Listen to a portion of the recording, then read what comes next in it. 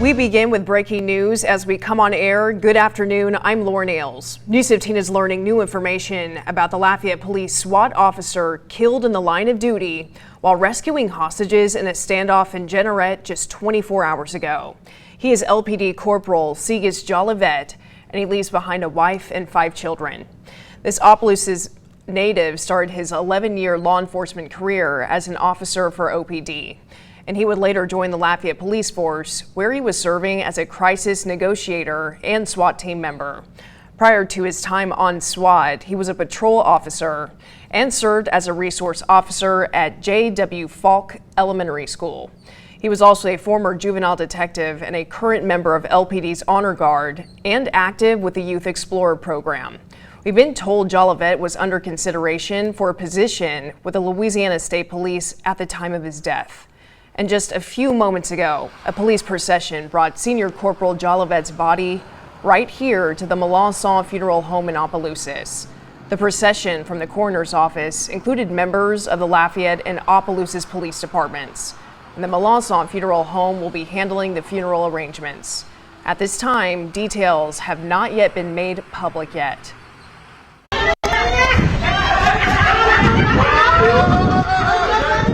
Look! Alice! Got it! You see him over here? And it has now been 24 hours since that massive police standoff with an armed hostage taker at a mobile home in Jeanerette. It all ended in gunfire that claimed the life of Corporal Jolivette when the SWAT team, after waiting for hours. And while the hostages were rescued safely and the suspect taken into custody, Lafayette Police and many across Acadiana are mourning the loss of Corporal Jolivette, who was shot and killed in the process. And just a short time ago, Iberia Parish officials held a news conference at Jeanerette City Hall, and it will be the location of a candlelight vigil tonight at 7 p.m. for the fallen officer. The parish president and the city marshal among the speakers at the news conference, and here's a look at what they had to say.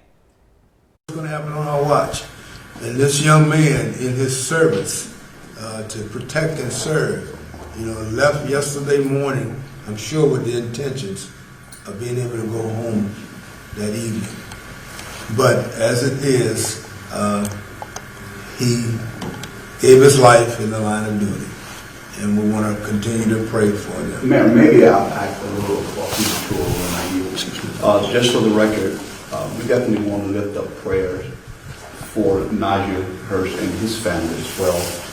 We understand that this young man had issues and had the privilege of mentoring him in the past. And just to see him get to this point, this level, is saddening as well. But we continue to pray for him, that God would touch him in a way that is unseen at the moment. But we know that God is a God that can do that which is unseen. Thank you, Reverend Johnson. In addition to that, the other members of the SWAT team, I think there were 3 others that were also injured. We want to certainly keep them in our thoughts and prayers as well. I think the injuries certainly weren't life-threatening. However, there were injuries all as they were in the line of duty. We want to keep those people, those officers in our thoughts. I don't guess there are any questions that you may have. President Richard? Yes. Please. Sorry.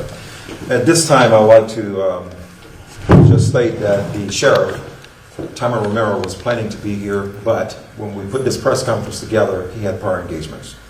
So Sheriff Romero would have been here, but he had other things. He had some things that he had to address at this particular time. So with that said, this is a very sad day for us here in Iberia Parish. And as you can see, with all of us together, we recognize what took place, and we want to make sure that everyone have our serious and sincere condolences. That's the officer that got killed in the line of duty, as well as the others that were injured. And thank you so much. That is it. Okay. I'd be remiss in closing out if I didn't acknowledge also our first responders and in the manner that they responded and participated. They were there from the beginning to the end. And certainly also, we are planning a visual deceit today. It's going to take place today? At 7. There will be a prayer visual that's going to take place. It'll start here at City Hall with a brief march or walk. No? Just, okay. Yeah, please. So you didn't want to talk. Thank you. You have that. No problem. Glad to talk about it. Good afternoon. This evening, the community is holding a candlelight visual in honor of the fallen officer. The event is scheduled for 7 p.m. here at the City Hall, and we're asking for everyone to come out and show their support and extend their condolences to the family. Thank you. Very good. Thank you. That was good. Was the Yes, sir. Lafayette SWAT team, that was the only SWAT team that was out there? No, sir. I can tell you we had IPSO SWAT team, we had New Iberia SWAT team, Lafayette PD, as well as Vermilion Sheriff Office was out there. Okay, did Vermilion Parish have a SWAT team? Not that I'm aware of, but I am aware of NIPD along with Lafayette and IPSO. And who was taking the lead on negotiations? Listen, you'd have to get with the sheriff on that matter because once we contact the SO to assist us in the hostage negotiation, we step back. Other than that, I mean, what can you talk about what took place in the moments leading up to the incident? I'm sorry.